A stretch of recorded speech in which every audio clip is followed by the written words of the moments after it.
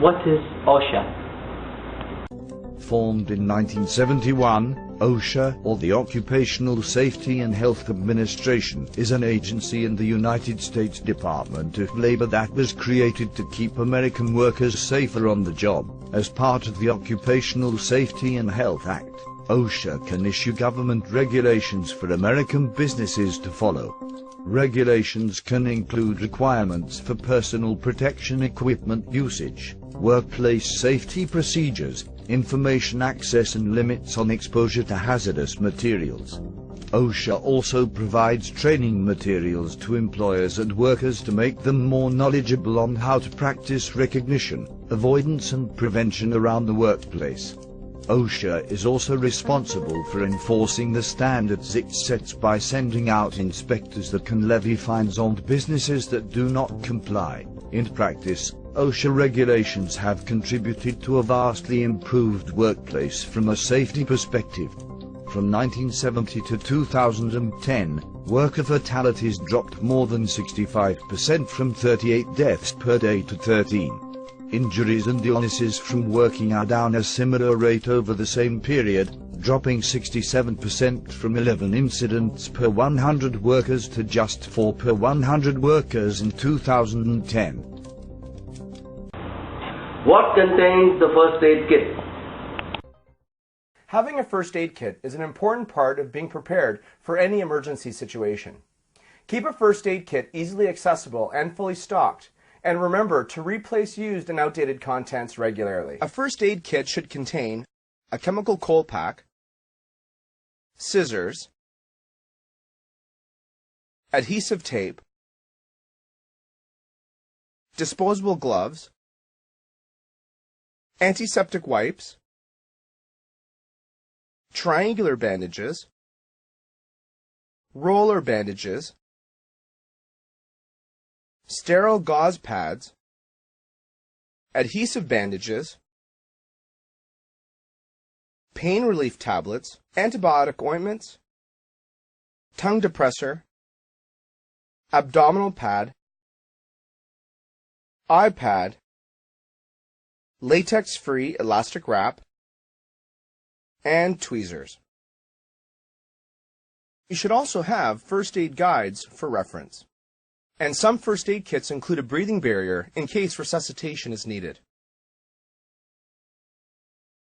How to use fire extinguisher? Before using a fire extinguisher, ensure that someone notifies the fire department, alerts others about the fire, begins evacuating others from the premises. Fire extinguishers are for controlling small fires before they have a chance to spread. Before using one, make sure that you have a clear escape, you are familiar with the operating instructions of the fire extinguisher, and that the fire extinguisher you have is suitable for the fire you're facing. Before using the extinguisher on a fire, look at the fire class symbols on the front label to make sure the extinguisher you have is suitable for the type of fire you're facing. The most common classes of fires are A, B, C, and K. Class A fires involve common combustibles like wood, paper, and tires. Class B fires involve flammable liquids like gasoline and petroleum oil. Class C ratings involve energized equipment or things that are plugged in, like appliances, computers, televisions, and electric machinery. Class K fires involve cooking oils and greases, like vegetable fats. Once you've determined that the extinguisher is the correct type for the hazard, proceed to operate the extinguisher using the pass technique to control and extinguish the fire. First, hold the extinguisher upright and pull the pin. Next, stand 8 to 10 feet from the fire and aim the nozzle at the base of the fire. Do not get too close or aim the nozzle too high.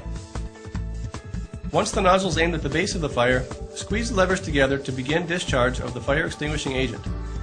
Maintain your distance from the fire and sweep the nozzle from side to side, sweeping 3 to 6 inches beyond the right and left edges of the fire. Discharge the extinguisher until contents are exhausted to prevent reignition. Move around the fire to confirm it is completely extinguished. What are the most common injuries in the workplace? Slips, trips and falls are a common cause of injury. Poor housekeeping, poor design of workplaces, and poor work practices are all factors that can contribute to the incident. By following some basic safety principles, for example, conducting risk assessments, keeping walkways clear of obstructions, cleaning up spills immediately, and keeping workplaces neat and tidy, the occurrence of slip, trip and fall injuries can be dramatically reduced. It's important when you spot a hazard in the workplace that you do something about it. Remove it, isolate it, or report it. If you don't, someone in your workplace may get injured. The consequences of an injury can be far-reaching. So remember, if you're aware of it, take care of it.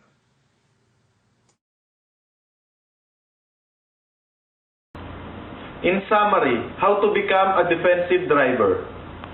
Today we're going to talk about how to be a defensive driver. Always know what's going on around your car. Check your blind spots, check your mirrors. Always signal so other people know what you're going to do. Now, always, when you're driving, focus on the road. Not just in front of you, but also to the sides, at intersections, check driveways, watch for kids on the sidewalk on bikes, things like that. Basically, you need to know what's going on everywhere, all the time. Another reason for being a defensive driver is the consequences of not driving safe. Let's say you hit a pedestrian or another car, you could even go to prison if it's a bad enough wreck. So be really careful, drive safe, and good luck on the road. So how can we protect our computer from virus? One of the most common symptoms of malware that our users report is being taken to an unexpected site after clicking on a search result. These sites are often spammy. But malware can also cause pop-ups, unwanted toolbars, and other strange behavior. To avoid malware from infecting your computer in the first place, it's a good idea to follow a few general guidelines. First, upgrade your operating system and all of your software to the latest versions. Check for new versions regularly, and if possible, turn on automatic updates. Be careful not to click on links that you don't know the destination of, or download files from a source that you don't trust. Similarly, before you download email attachments or click links in an email, make sure you trust the sender. And finally, make sure that you're running up-to-date antivirus software. If you think you've already got malware, you can usually also use antivirus software to detect and remove it. Malware has been known to do things like delete data on your computer, steal personal information such as credit card numbers and passwords, send spam email, or even attack other networks and computers.